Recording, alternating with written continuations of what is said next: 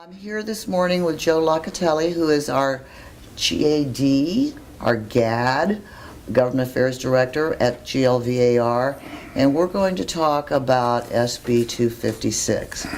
Now, Joe, we know it passed out of the Senate with some minor modifications, passed 11 to 10, but now it's gone on to the Assembly. So tell us what's going to happen now. Okay, so there were some, our state Nevada Realtors legislative management team and the lobbying team were able to make some modifications in this egregious bill, and I'm not using that word lightly. Some have said this is the worst real estate type bill that they've ever seen. That, you know, it doesn't only affect property managers, of course, landlords, property owners, and it also affects tenants. And it really strains the relationship between the landlord and the tenant. And regarding this bill, this could really have a damaging effect on investment properties. We recall about 10 or a dozen years ago, municipalities were practically begging for investment properties to generate property taxes, and if we have similar unfortunate circumstances again, because you never know what could happen in the future, this could really put a damper on that. And so this bill, it's in the Assembly now.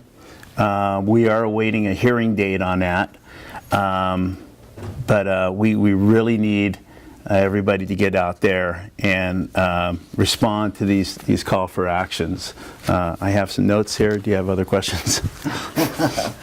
So it's really important because I'm getting the impression that if this does pass, investors are going to dump their properties and they're not going to invest in Nevada anymore, and that's going to make our low-income housing situation even worse than it is now. Yeah.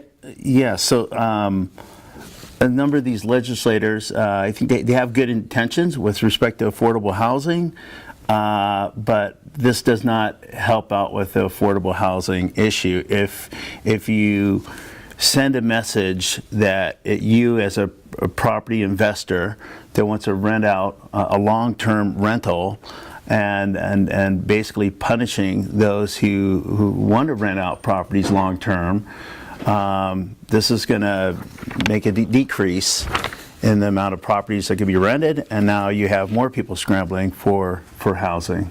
They can't afford to buy a home at this point. We know, too, that it passed out of the Senate, but the Assembly is a supermajority with the Democratic Party. So if it passes out of the Assembly, Governor Sisolak is also a Democrat, so odds are that he will probably sign this bill, correct? There's a pretty good chance. So the fact of the matter is they have the votes. If you look at the Assembly, they're one vote away from a supermajority. I'm sorry, in the state Senate. In the state Senate, they're one seat away from a supermajority there. We were able to get to 10 to 11. I mean, a loss is still a loss, but there were some that were able to see how egregious this was, and they came over back our way. And so I think the thing is if you know, as a member of the largest trade association in the state of Nevada, if realtors step up and get their voice heard. Now, we did pretty good last time, but we need to do a lot better. Just in this valley alone, we have over 15,000 members. So there were 4,000 emails with over 300 phone calls. We need to, I'm optimistic, and maybe sometimes naively optimistic, but I'd like to see those numbers triple, not double, triple. And the louder the voice, that's a lot of ways, that's how you can convince these legislators that how bad this is and how bad it does impact your business. So I'm going to probably be very redundant on this. We need to be redundant on it, but you have to respond to the call for action. If you've responded once, great, but we need you to do it again.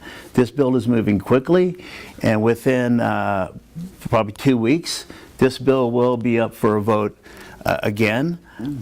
So be on the lookout that within the next few weeks. And so that's why if you get a call, let's just say you get a call for action this Thursday, you respond. Great. Do it in writing, do it by phone. And if you get one next week, Wednesday, do it again. And if it's the following Friday or Monday, do it again. We need to be relentless. Okay, one last thing, Joe. Tell us how easy it really is to do these calls to action that will be coming from Nevada Realtors. So it's actually really easy. I mean, you can go to the state website and follow the simple directions there. But what's even made it more easy is your association. You could go to the GLVR website for updates. It says call for action there. Or the most simple thing is just respond to your email. You see an email that says call for action.